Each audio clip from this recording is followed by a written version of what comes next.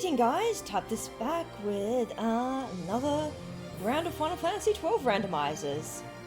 So this one's a little bit different. I'm not running the Open World Randomizer mod this time. I'm just running an older version of the randomizer, which just randomizes everything. So I will be playing through the story, skipping the cutscenes and whatnot.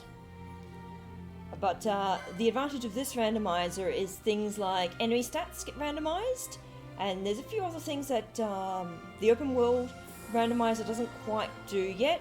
Well, more accurately, the Open World Randomizer that I can convince my computer to run doesn't do yet. I suppose I could spend a massively long time trying to convince it to work with the files, but not at the moment. Not at the moment. It's still very, very busy for me IRL, so don't really have time to be playing tech support and coaxing what I discovered the other day, nearly 7-year-old PC, to do stuff. So I give my PC kudos. It has lasted and I'm very proud of it. It is unfortunately going to have to be upgraded at some point later, hopefully this year.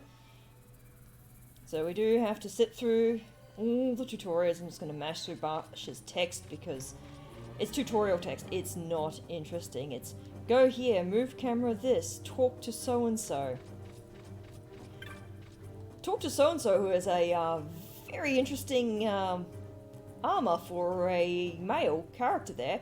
Normally you see that on female characters, so, props to FF12 with the gender equality on their armor sets. Being completely useless in combat and having all the vitals exposed. So here we have Rex. So with my randomizer settings, I deliberately had a setting which was... So you can randomize with which particular status effects you can have on equip items. And I made sure that Vanish is not able to be on an equip item. If you get Vanish on an equip item, on Rex's starting armor, you have a soft lock seed. You cannot access the menu to remove it, and for this particular tutorial, the guard must be able to target Rex to be able to progress with the tutorial. And he can't target you if you're vanished, so the game is like, I don't know. Well, someone died in the background there. That's fine, I will just stick this. So enemy stats are all randomized, character stats are not, but equipments are. So equipment values. There's also a few other things which we'll see. So what does Rex have access to? He's got some magic.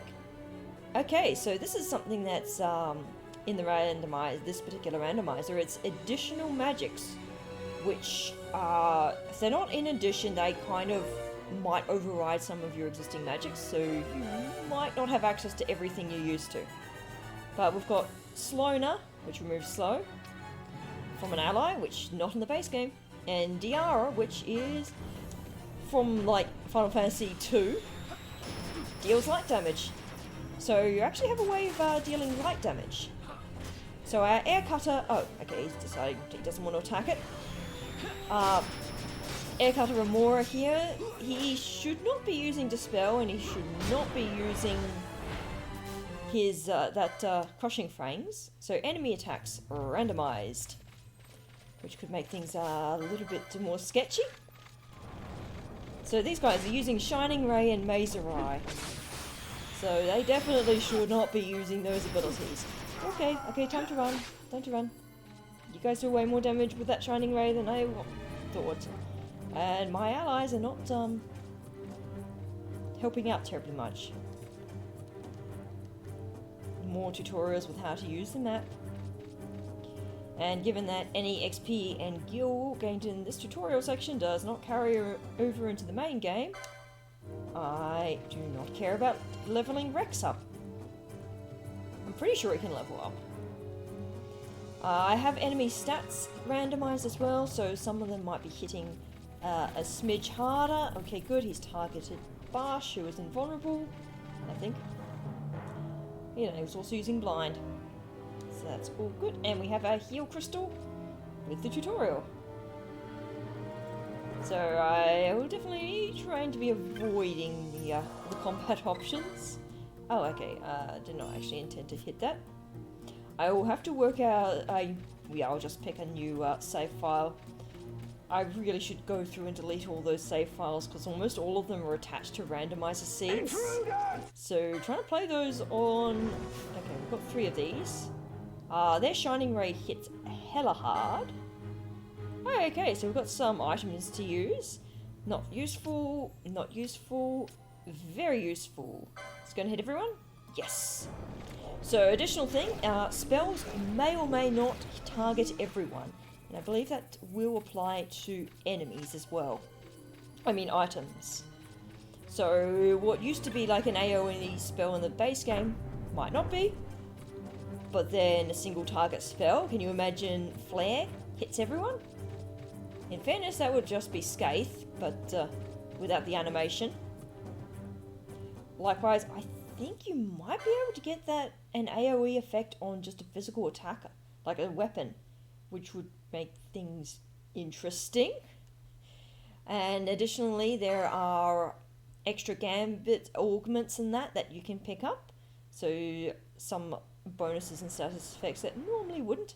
Alright, so now we finally get to... Okay, he's berserked. That's not great. Okay. Now, that's going to be on one of your pieces of equipment, isn't it? I'd say on hit Doom with the dagger. That's useful. That's pretty good a power. I'm happy with that. Alright, that's Berserk. So I have to remove Berserk because I can't actually move him if he's Berserked and not targeting an enemy. He just sits there like a bloody idiot. Immunity to ice and decent defenses.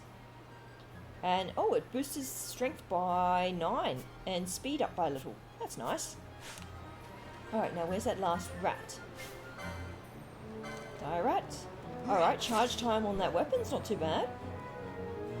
I didn't see how much AP or XP those rats were yielding. So again, another thing that's randomized, AP and XP. Things could drop a lot of AP or XP, or they could potentially drop zilch. So I believe it is possible for things to drop nothing. Okay, so we've got a map tutorial with a nice go here icon. And we've got our world map. So plot-wise, Varna's just been caught stealing by Pinello, and Pinello was like, "Oi mate, you're supposed to be working today, ain't ya? Go see Miguelo to get to work out what you're supposed to be doing." So we go down to see Miguelo, the Bunga merchant, who's also sort of a surrogate father to Varn and Pinello, who are both orphans from the war. So again, all shop inventory is randomized. Unlike the Open World Randomizer, there isn't a setting to have it per town as randomized. So every single shop within a town in this one's randomized, not just all the shops in the town sharing an inventory. So we've got a diamond sword with decent attack, cleanse, that's not too bad, and a bunch of gambits. Okay, apparently I already have that. None of the... Oh, actually, hello, that's actually useful. The rest of those are rubbish, and I do not care about them. I can't access every store yet. So, I can't access magic and I can't access gambit ones yet. At this point in the story, I have to come back to Rabanastar after that, because you're not supposed to have access to gambits yet. So what do we got here? Some ring mail. That's half decent defense. So you might notice down the bottom there, the license needed is equipment 25, and then some gibberish down the bottom.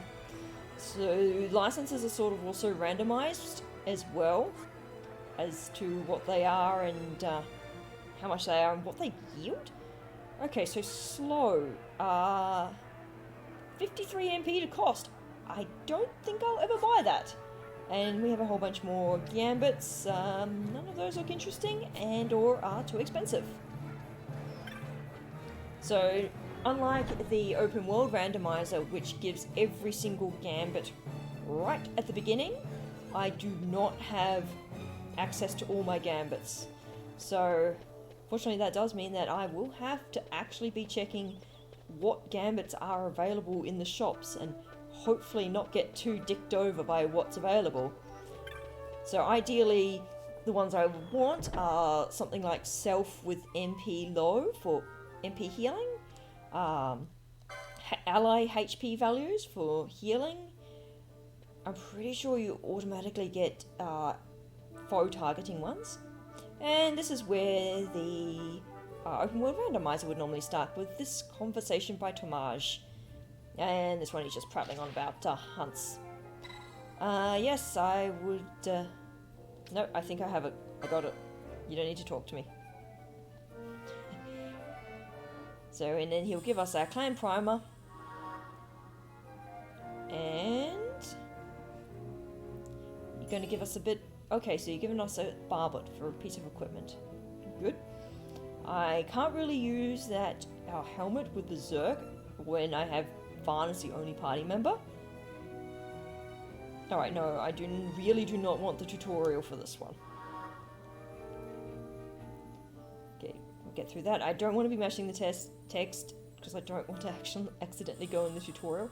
And hey, we got the Rid of Transit! Unlike Open World, this one is literally just a story item. It does nothing special, besides letting you get out of the city, but, you know. Okay, we've got that. Repeat tutorial message. No, I'm good. So, let's have a look-see at what our licenses are. Currently a blank slate. So, the setting that I have in this one is every single one of those corresponds to the same license. It's a special license grid that mimics the original PS2 license grid, except it's kind of big. it's a bit big. Oh, was there a damage reduction one that I saw scrolling there? Oh, Phoenix Downs. Yeah, damage reduction. That's a nice one. That's probably worth going for. It's not too far away. So immediately I have access to ether percentage. The percentage that the laws yield is randomized. I think it goes from like 2 to 30%. That one's not too bad. Expensive. The values of these are also... that's a very nice cheap 6 LP for Blizzara. So those rats must have yielded 3 LP each because I have 9 LP. Cura and Curada. I'm not sure how Curada functions. Obviously heals HP because it's a cure spell. Gold hairpin, thief's cuffs, and more ethers. Attacks have no charge time. Okay, hello broken ability. I am not going to get that because that ability is way too bloody broken. Really should not. That's bloody hilarious that it's right next to the opening grid. And magic stat goes up by 1. Woo. And by 1 over there. Oof, that's expensive. And I've got equipment and equipment. Yes, the Simha. That is an excellent mace. So yes, you can see that you can have weapons and armor on the same gambit. On the same, license grid that you can get. I'm not sure if you can also get accessories mixed in as well. Maybe. Ooh, that one's got a heck of a lot of interesting things there. Oh, that's convenient. Those two abilities are right next to each other. Oh, okay. Well, that's also a good way to go. But at the moment, I have no LP and... oops. No LP and no equipment that I really want to be gunning for. Oh, actually, I never checked what that barblet was like. Not that I can equip it. I also have no idea where on that massive grid this is located. So... it's not really enough, not really quite enough of an extra stat boost for me to bother hunting where that is on the grid. Not at least for this part of the game. So that's the Gambit store over there, which I cannot access. Well, I mean, I can walk into the store, but the shop clerk just says they're not ready to trade yet. But we are heading on our way into the clan hall. We won't have any rewards from Moggle yet. But what we will do is he'll give us access to the clan bazaar, which, you know, that might have something useful. And as usual, we'll have to watch the cutscene of the intro with our little Mont Blanc. Very cute little Moogle. So Mont Blanc. What do we got? Founder of Clan Centurio. And he's quick to make up his mind and let us in. So we'll talk about the marks. I do not believe that there are any marks that we can actually access yet. Okay, oh hey, we've got a little something for joining. Ooh, that's a half decent amount of gil. And yeah, we can't accept any of the elite marks yet. And yeah, unlike the Open World Rando, we do not have access to all of his marks. We do still have to hit the story progression triggers, like one would normally do in normal playthrough. So yes, either story progression triggers or mark completion progression triggers. And I don't actually remember when the Cluckatrice, which is his most basic of marks, is accessible. Because most of my playthroughs is like, oh yeah, I don't backtrack to go say hi to Mont Blanc, I just progress with story and then come back and absolutely curb stomp the marks. And Provisioner has warp.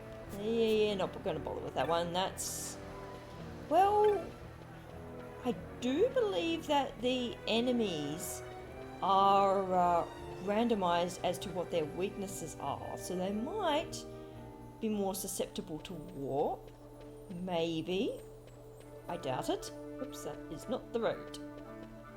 Let's just steer Varn into the wall. And we are back at where the beginning of the game pops you. So if you're not using the map, Rabanasta is quite the intricate city. And I definitely remember when the first time I played through this, getting lost. We can just pop into Miguelo's store as well. It's an item store, so maybe it will have some good stuff in it. And not just like rubbish spells. What do we got? Ancient Bone, that is a loot item, which I do not want, and none of those are really worth it. So, aside from the Gambits prices are not randomized, but everything else is randomized. So something might be super cheap, or it might be ridiculously overpriced. And as usual, things such as the... I think I can do this one. Desert Merchant? Yes. Yes. So this is a little mini sort of side quest that you can do. You talk to this guy and then you bring him his small package to the guy on the other side and he'll give you an item. Or you can sell the small package. Alright, dude tries to stop us entering or exiting the city. Because it's a parade, security's all like super locked down. And that small package from the other bunga goes to this guy. So his companion arrive together, but he is the one who gets the random security check. And hand over the item. I don't know if this is randomized. So what do we get? No? Traveling the desert. Okay, you don't give me anything. Maybe I'll get some stuff off you later. But that's just like a very small, very missable mini side quest that you can do. That's what makes this game really cool. It's like there's all these little sort of flavor things that you can that are in it. Alright, Cactus. You are going to die pleasantly, aren't you? Oh, okay there. Oh, I'm dead. Well, okay, note to self, do not attack the cacti. I swear that the last time I did use this randomizer, that those bloody cacti still had that pentagram attack, which is supposed to be from one of the late game bosses. But yay for an autosave. Okay, I can attack the cacti, provided there is only one within attack distance. Okay, okay, and their abilities are definitely very random. So, that level up, nice. Oh, and then I got, they dropped gambits. Animal gambits. Okay, yeah. I imagine that I will be collecting a lot of gambits. So these chests will respawn. A wind elemental holy rod. That could be worth a little bit of money.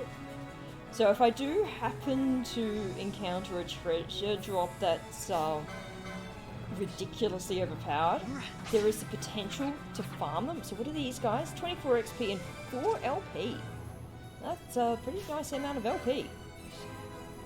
Okay, wolf. Knot of rust. That's not good. That's likely to do more than 60 damage. What is that holy rod like? It's better attack power. Obviously better magic. And wind elemental, yet says it's element water. Interesting. I am not 100% sure what the elements in the names of items are for, because it's not actually wind elemental. Maybe it has a resistance to wind or something weird like that, or it's just a visual doodad. I am not sure. I was just doing a little safety heal there. It's not like I can equip the weapon as well, and obviously if enemy weaknesses are randomized as well, that's not going to help. So that has not respawned the cacti, but it has respawned the treasure. What do we get? Exactly the same treasure. Okay. So, hello little tomato. Don't have any... Oh wait, nice. One hit and tomato goes over the edge in his little thief criminal's outfit.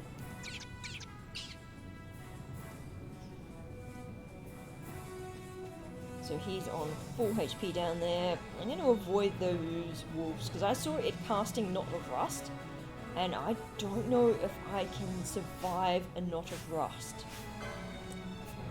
So magic and techniques, I have access to Shear, oops, which that lowers magic resist. Ooh, okay, that Knot of Rust wasn't too bad. Ooh, Scorpion Tail, that's a weapon. Okay, Cactus, you live, because I don't want to aggro you, given that you can obliterate me. So the Scorpion Tail is not actually a loot, a cotton shirt. Yes. I'll do a lot of the working out where the hell equipment is off camera, because that is not going to be entertaining to watch whatsoever. Oh nice, tomatoes downed. And this cutscene works correctly. Now, in this one, unfortunately the tomatoes and... Oh, we actually get the... Oh, it's a story item. In this one, the... What was it? The marks don't yield XP or LP, so I don't get the ridiculous level boosts that... Oh, steel, nice! Obviously steals are randomized. And having access to steel is great. But yes, I actually completely lost the thought of what I was talking about there. I am paying a visit down here to see if the Chocobo Glints are randomized. I think they might be. Well, we will find out. They were... Yeah, that was 100% randomized. You definitely are not supposed to get morning stars out of that. Okay, good. They aren't respawnable though. Glint. Snakeskin 3, but not really, protects.